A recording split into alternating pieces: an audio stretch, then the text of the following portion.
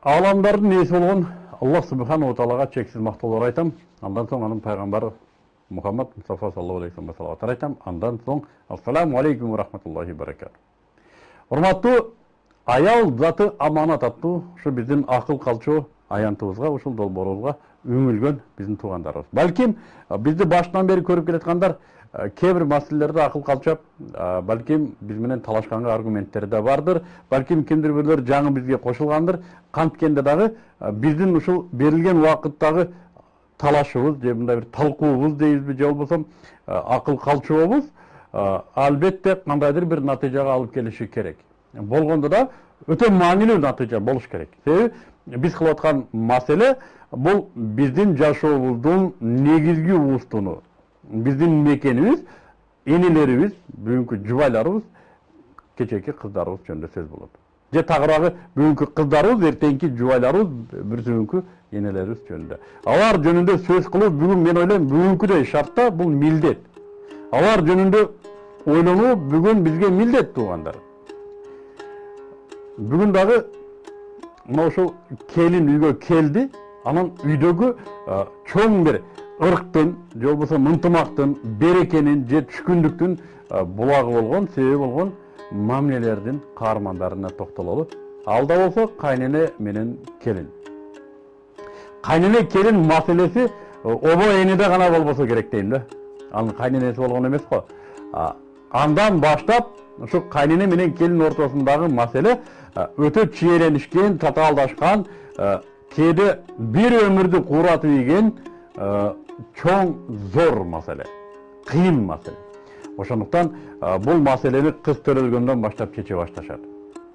Кыз төрөлгөндөн баштап кызды чындыгында турмушка даярдоо дегени кайненеге даярдоо болсо керек.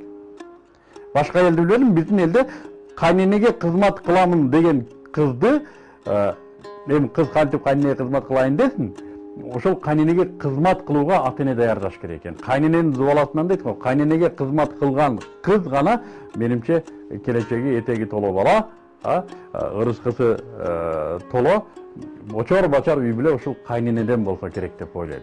Кайнене деген ким өзү? Мына ошол жөнүндө бүгүн сүйлөшүп көрөлү. Кайнене бул ошол үйдүн ээси болгон, мына ошо кыз башын байлаган, ошо тукумун көтөрүүгө макул болуп никесине турган жолдошунун энеси, өмүрлүк жолдошунун энеси. Ошо өмүрлүк жолдошу өзүнүн бейишинин дарбазасы деген зат. Жолдошу ал дарбазаны ачып койсо да болот, жаап койсо да болот. Караңыздар, ушундай бир мыйзам ченемдүүлүк исламда өтө көркөм түшүндүрүлгөн бир момент бар, ошо көңүл буралы. Аял күйөөсүнө эч качан ыраазы болбойт экен. Бул табигый көрүнүш. Пайгамбарыбыз саллаллаху алейхи вассаламдын өзүнүн оозунан чыккан сөздөр ушундай, мааниси ушундай. Аялга 100 жыл жакшылык кыласың, бир жолу жакшылык кылбай калсаң, сен дайым ушундайсың дейт дегенге окшогон сөзү бар. Бул эмнени айтып атат? Аялдын табияты. Аял күйөөсүнө эч качан ыраазы болбойт экен. Чындап эле. Пайгамбарларга да аялдары наразы болгон учурлар болгон. Пайгамбарларды да укпай койгон учурлар болгон. Бул аялдын табияты мына ушундай. Аллах Субхану Тағала аялды ушундай эмоционалдуу зат кылып жаратты. Эми аял күйөөсүнө, жолдошуна ыраазы болбосо, табиятында ыраазы болбосо, күйөө аялын ыраазы кылууга умтулганы туурабы? Десе бул туура эмес го, бул банкрот го. Эмне кыла бересиң, ал ыраазы болбойт экен баары бир. Бирок аял затында уулуна ыраазы болот экен. Күйөөсүнө ыраазы болбойт экен, уулуна ыраазы болот экен, караңыздар. Муну жөнөкөй эле бир эксперимент менен сынасаңыздар болот. Аялыңыздарга 15 000 сомго бир нерсе алып келиңиздер, 15 мүнөттө унутат. Баласы 15 тыйындык нерсе алып келсе, 15 күн ырдайт ушуну.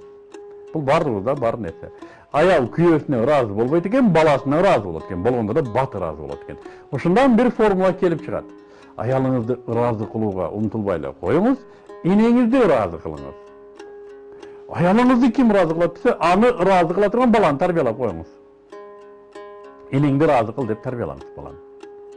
Эгерде сиз энеңизди ыраазы кылганы умтулбасаңыз, аялыңыз баары бир ыраазы болбойт экен. Апкел, бияка барышым керек, муну кийишим керек, муну жейишим керек, апкел. Эне байкуш калып калат. мен энеме эле кызмат кылайын десеңиз, менчи десе сага балаң кызмат кылат деп, баланы тарбиялап коюш керек экен, энеңди ыраазы кылгын, таманынан өпкүнүң деп. Мына ушуну келин түшүнүш керек экен.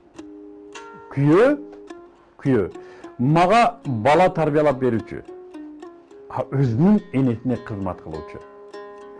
Муногу табиятты түшүнгөн келин кайненеге күйөөсүнө кошулуп кызмат кылат. Эмнеге? Ал күйөөсүнүн кызмат кылуучу, күйөөсүнүн мындай каймана айтканда күйөөсүнүн кыбыласычылыгы, мекени жана бейишинин дарбазасы.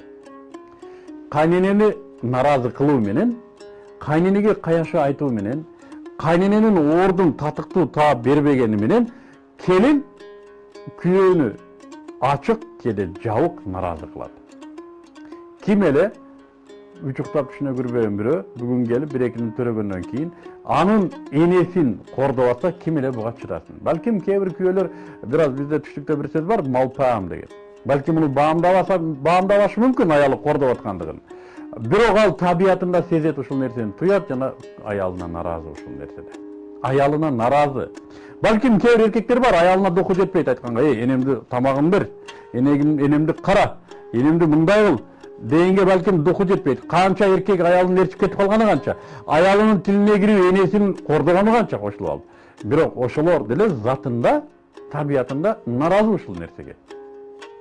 Балким өзү сезбейт муну. Наразы, орусча айтканда, скрытый протест.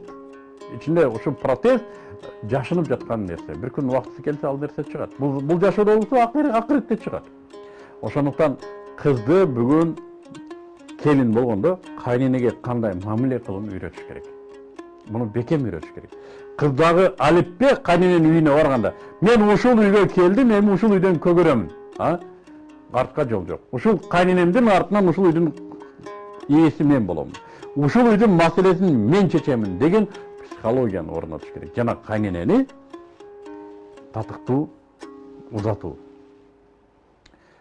Кайнененин зубаласынан дейт. Менимче кыз өзүнүн ата-энесинин үйүнөн тамак бышырганды, жумуртка бышырганды, кир жууганды, суу ташыганды үйрөндү го, калган нерсенин баардыгын кайненеден үйрөнөт. Калган нерсе кайненеден. Көп келиндерди мен билем айылда кайненесине карап айтат, бул мунунун келини деп. Бул мунунун келини. Кайненеси кандай болсо келин ошондой.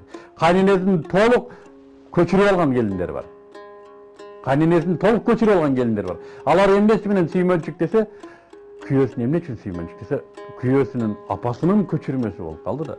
Апасынын кыял жорогу, апасынын айткан сөздөрү, апасынын үй орозгериндеги жашоо ыкмасы бүт өзүнүн жубайына өттү. Ал апасынан үзүлгөн жоктой эле да. Ошондуктан көп келиндер кайнене менен болгон мамилеге өтө тың болушу керек. Кайнене бул чындап айтканда Кудайдан берилген бир жакшылык. Кайненеге кызмат кылбаган келиндерди мен келечекте кандай келин жумшаарын билбейм. Балким кээ бирдин тагдырында ушундай болгондур, кайненеси жок болуп калгандыр. Биз ага эч нерсе дей албайбыз. Бирок кайненеси туруп кызмат кылбаган келиндерди мен Аллах өмүр берсин бир көргүм келет. Ушул келиндер кандай келин жумшайт. Өзү кайненеге кызмат кылган эмес, үйлөнөр замат баланы ээрчитип кеткен муундан кармап туруп кеттик, бөлүнөбүз. Мен апаңды баккым келбейт, карагым келбейт, шаардыкмын, шаардабыз. Биз илим, биз космос, галактика деп ээрчитип кетип калган келиндер кандай келин жумшайт? Менимче аларды деле келин жумшоого татыктуу. Ошондуктан бүгүн биз кыздарыбызды кайнене менен болгон мамилеге өтө тың үйрөтүшүбүз керек. Кайнене бир жакшылык берет. Баланын таап келгенин ошол үйдө чачпай, чачыратпай, келиндин эле колуна үнөмдөп берет. Пияласына чейин көзөмөлдөп берет. Муну бияка кой, муну бияка кой. Аны балким кээ бир баамы жетпеген келиндер кийлигишип атат деп жаман көрөр. Бирок башка кимге кереги бар сиздин орозгериңиздин? Кайсы кошуна келип сиздин пиялаңызды бияка кой деп айтып атат. Кайнене айтат. Балдарын багып берет. Балдарын карап берет. Тоого чыгып кетсе да барып кайтарып берет. Мундай кароол болгон бейиштин дарбазасын каяктан табат? Албетте бул кайнене. Ошондуктан бүгүн кыздар турмушка чыгаарда кайнене кандай болду экен?